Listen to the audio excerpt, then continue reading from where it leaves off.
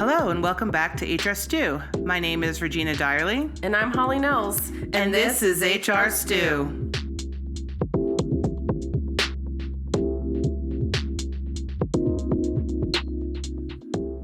Today's topic, how written policies and procedures can backfire when followed too closely. Picture this, a company with an employee handbook with every I dotted and every T crossed and every rule followed to the letter. It seems foolproof, right? In this episode, we'll be exploring the tales of policies turned haywire, where employees find themselves caught in a web of unintended consequences. Prior to recording this episode today, I sent you all an article. And for our listeners, here's a summary of the article from June 17th, 2023, written by the New York Post.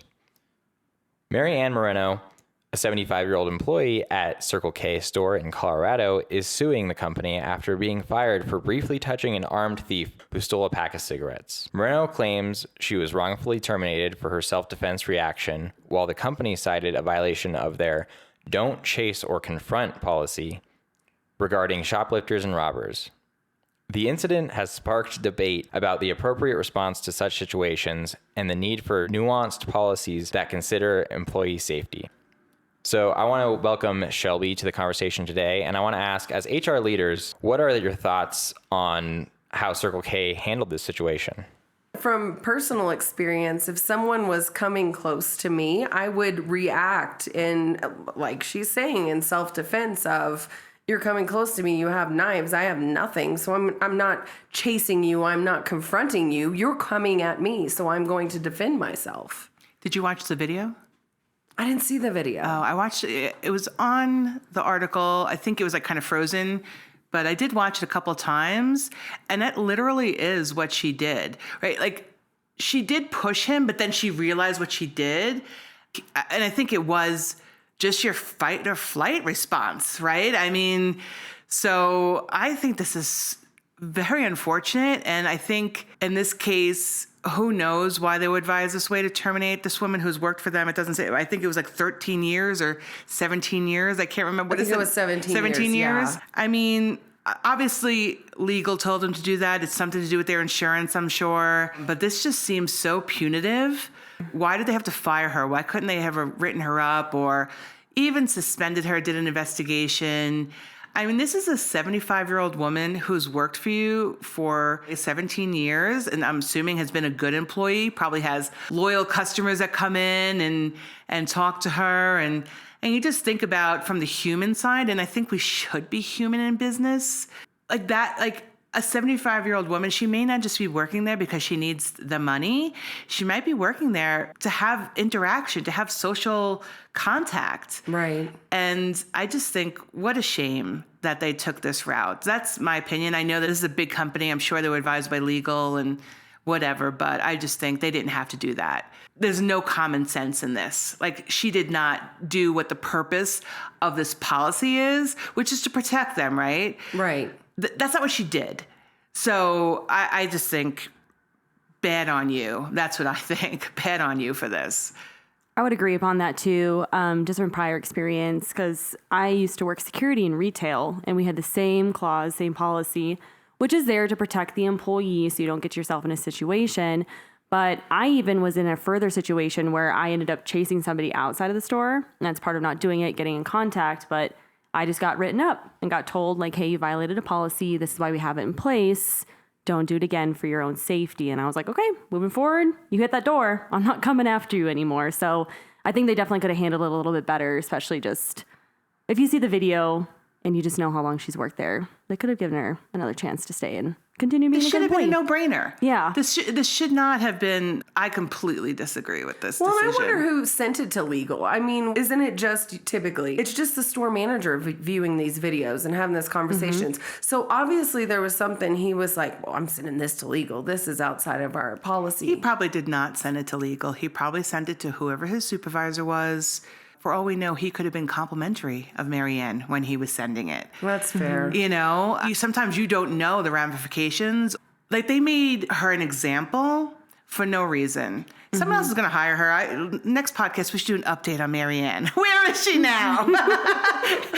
Is she working at Come and Go? At Love's? Maverick? I wonder what happened to her lawsuit, if there's any update. I didn't see anything, but I'm going to be following because I am interested. I think she does have a case for, well, I'm not a lawyer, disclaimer, but I think she does have a case for wrongful termination for sure. Yeah. And I'm sure her lawyer is going to throw in a few extra things, age discrimination and other things for sure, just to see, because they'll settle something. Right. So as careful as they were trying to be, right, and making sure that they were not violating insurance, their insurance, different insurance is going to pay. Right. For sure. All right, to spark some conversation, I'm going to read out some sample work policies, and I want you to give me what you think could happen if there was a strict adherence to this policy, maybe a negative reaction to that. Feel free to give examples of how you've seen these policies play out in real life with clients or with former companies, just positive or negative. So the first policy is a strict attendance policy. It's written, all employees are expected to adhere to the designated work schedule and be punctual at all times. Tardiness or absences will result in disciplinary action, including written warnings, suspension, or termination of employment. I have one for this one. So another company that I've worked for, they had a strict attendance policy and they were minimum wage employees. So you have a lot of younger kids who were late all the time. And then it was, you had 5 employees at a 20-person group who were on their final written warning because of their strict attendance policy. And you're having to terminate a quarter of your staff to be fair and consistent across the board or make adjustments for everybody. And there was no happy medium because there were a lot of people with attendance issues. And that's scary to have to terminate a quarter of your staff when you have to run a business.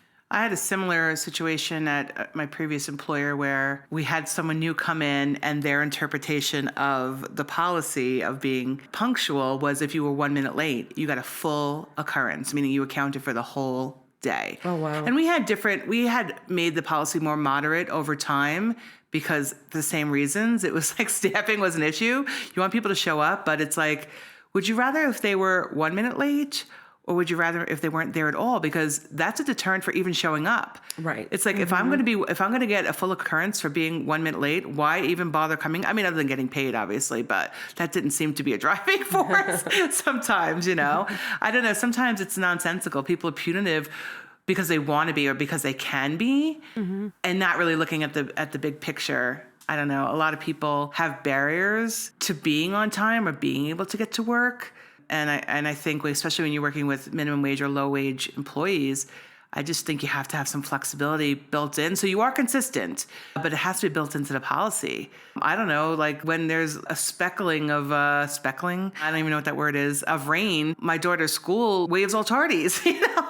They have the right to do that. There's things that you could do as far as strict attendance policies. Sometimes that is the reason that you terminate a lot of employees, especially if you're working with a lot of hourly employees. Right. Or you get the phone call. So this employee has attendance issues, but he's a really good worker when he's here and does everything. Well, you've already terminated these 10 other people because of your attendance policy, and now you want to keep him because he's a good employee? Right. It's still the same issue. And also my argument was, so actually being at work makes them a good employee. So they're not a good employee. So, like you have to be there. Right. That's number one, And I think that's one of the things we say when we're talking to our clients. We're a neutral third party. We don't have those boots on the ground. Oh, I really like Joe Schmo, but Sally, something about her personality, we clash.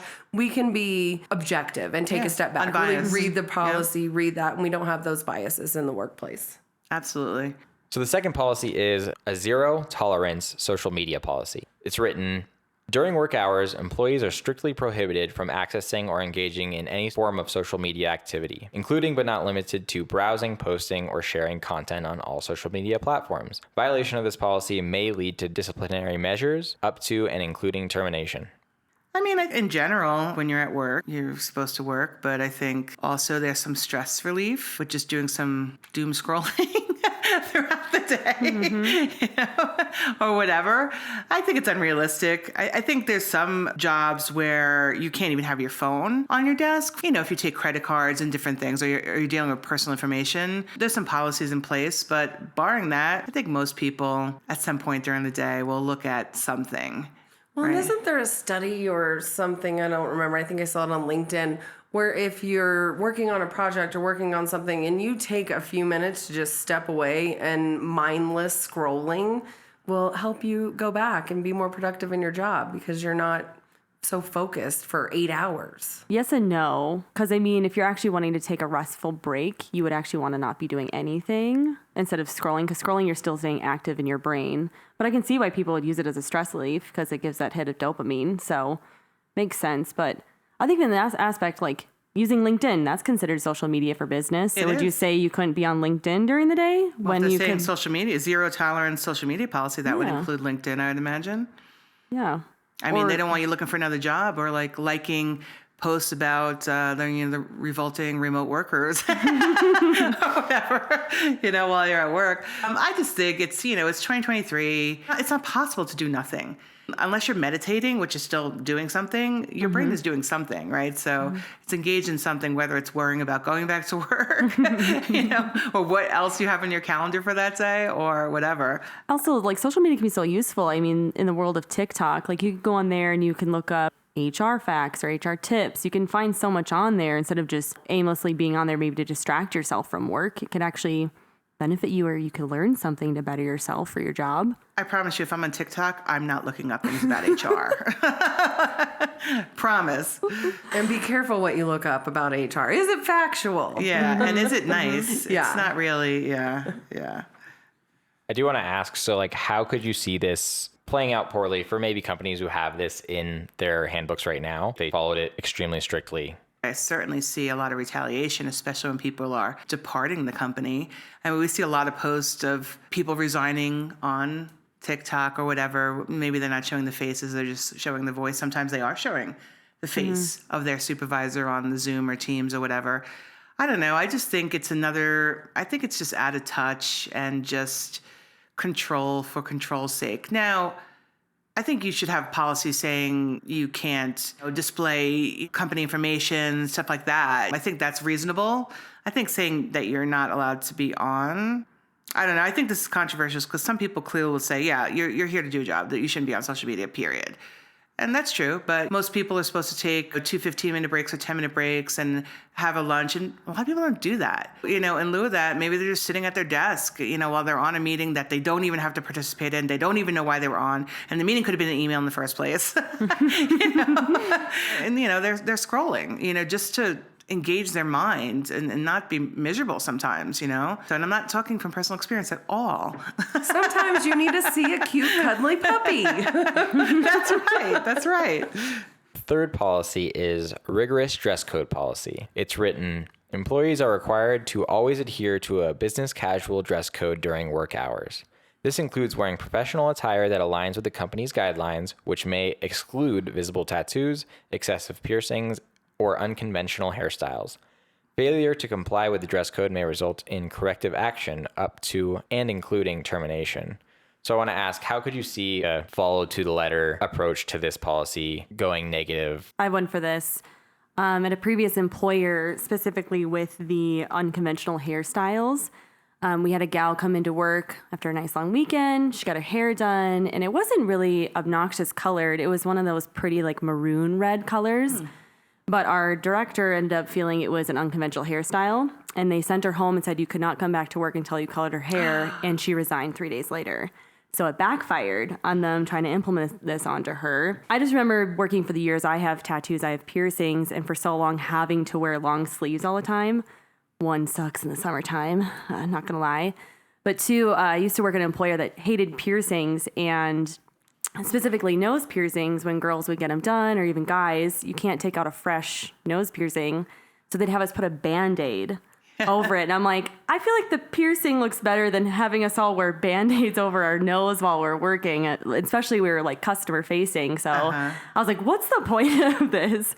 Just made no sense. And a lot of people used to complain about it all the time. And I think things have changed since because people are catching up with the times of this kind of policies. But yeah, I've just seen how they've backfired on employers before in the past. That's interesting because Band-Aids make me nervous. Like, what's underneath that. Band-Aid. Yeah. But it was the same when my husband went back to school to become a respiratory therapist, and it was the same thing. And he actually commuted with a woman who had several piercings on her face, including, I don't know what it's called, the one on the cheek.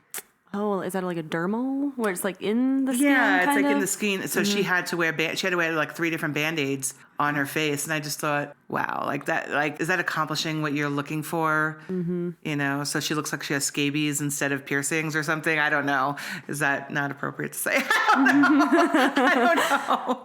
There was one airline who wouldn't hire flight attendants with tattoos at all. And it's a lot more socially acceptable nowadays than it was maybe when I started off my career many moons ago. But I'm just like, well, how are you going to find that many people who don't have tattoos? Because maybe it's the people I associate myself with. But there are a lot of people who have tattoos, and a lot of tattoos, and they're visible. Yeah, it's about expressing yourself now. It's totally different than when I was growing up, and you still saw people with tattoos, but it was like a very specific person. Right. Back in the day. Right now, it's just, you know, this is. I don't even notice it on people when I see it now. It's just like, oh, it's just a part of who they are. I don't actually register it either. I don't think. And with hair and the Crown Act and all of the changes there, you want to be careful. Yeah, like maroon. That is so bizarre. Yeah. And you know, how much money did she spend on that hairdo? Probably like a few hundred maybe, depending. Like, to ask someone to dye their hair back. Yep. Like, why? I don't know. Why do you think you could do that? That's interesting. But I'm never surprised by the things that will bother some people. I think sometimes with these type of policies, people might be taking more of their own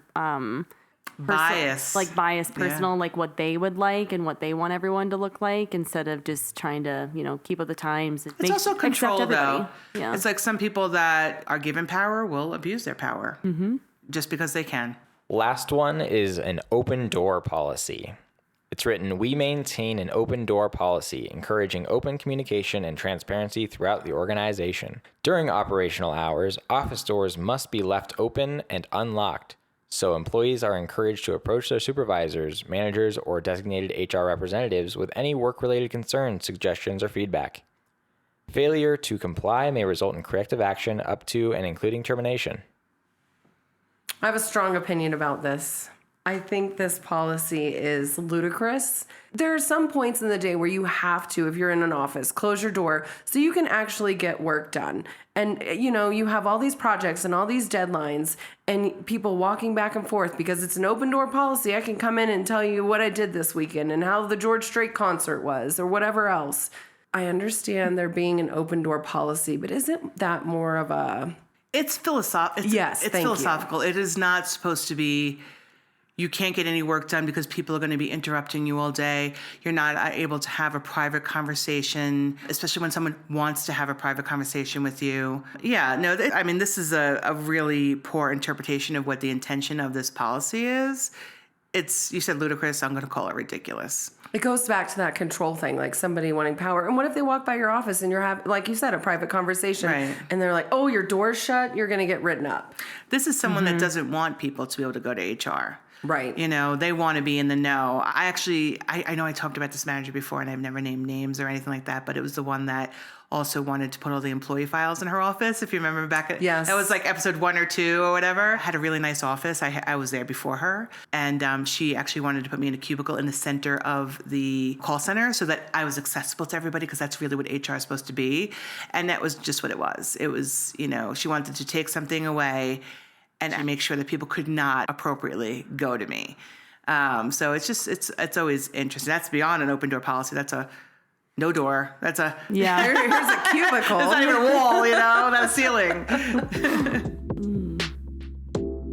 It's a long time ago, though. So for this next segment, we go to the forum Ask HR, where people can ask HR questions and get answers from experts. And we're going to take an example from there from middle_raisin_7481. And this question comes from Michigan, titled, Boss keeps interrupting me when I try to bring up concern about a coworker. A coworker has been violating our handbook policies in ways that may involve legal matters, such as discrimination against protected classes, rummaging through coworkers' and personal belongings, and violating other policies that aren't legal issues. These issues have occurred to multiple people, including myself. When attempting to professionally explain her actions, employee X dismissively responds and walks away.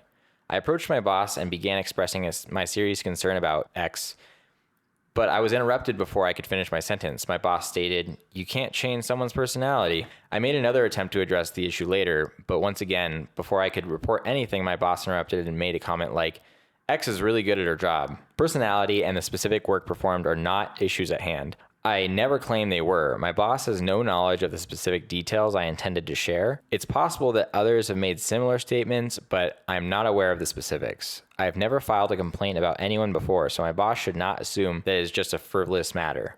What should I do? This situation leaves me feeling like I won't be able to voice any serious concerns about others in the future, even if something significant were to occur.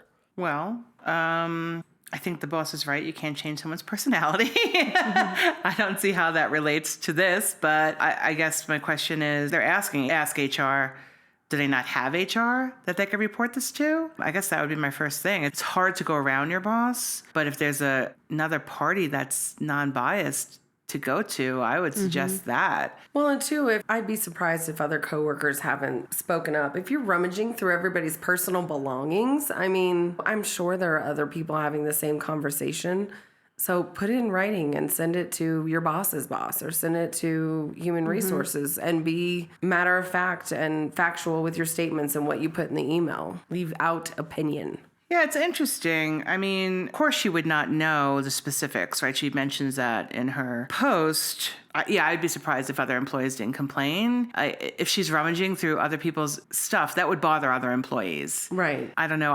Whenever we read these, I'm always thinking, I'm missing information. I need more information. It seems bizarre that the boss would not want to address this. Like, that's disruptive behavior. And then it says, such as discriminating against protective classes. Like, I feel like we need more information on that too. Like, how, why, when, where?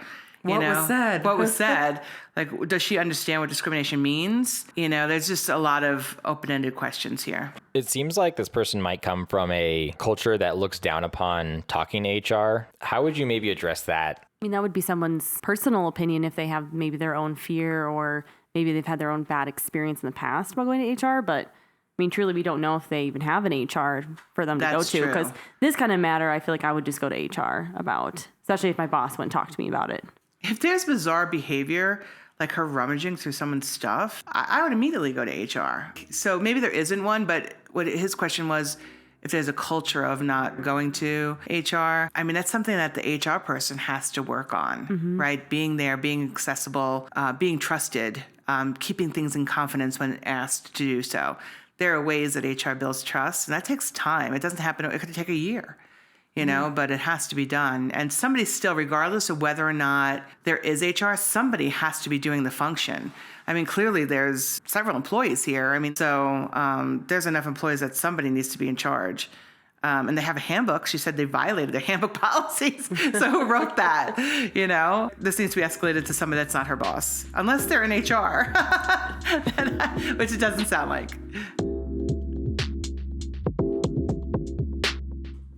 That is going to bring our episode to a close. Thank you all so much for listening. Please subscribe and leave a review if you enjoyed this episode. If you have any stories about bad policies or HR questions you would like to share, message us on Instagram at hr.stew. I'm Holly. And I'm Regina. And we will see you next time on HR Stew.